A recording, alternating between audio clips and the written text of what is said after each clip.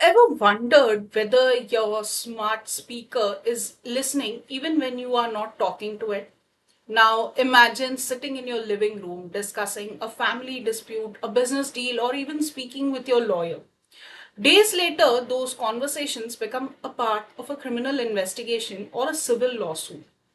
Sounds like a science fiction. It's not.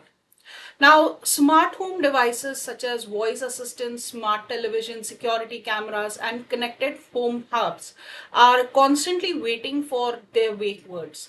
Sometimes accidentally they activate and record conversations that users never intended to share.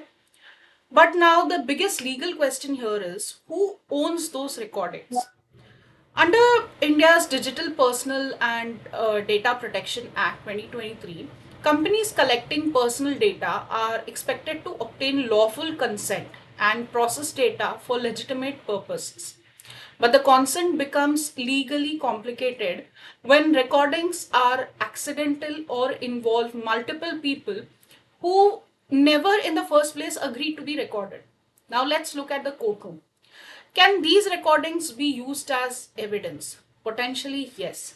If investigators lawfully obtain recordings through proper legal procedures and satisfy the requirements related to electronic evidence, including authentication where applicable, courts may even consider them.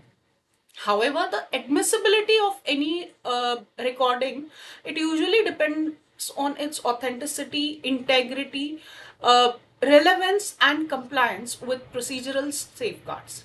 Simply having an audio file does not automatically make it admissible. But here is another important issue. Now, what if the device records your guest?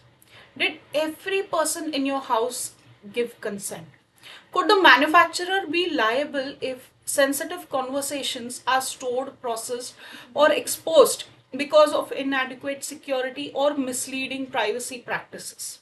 These are legal questions that technology companies around the world are increasingly facing.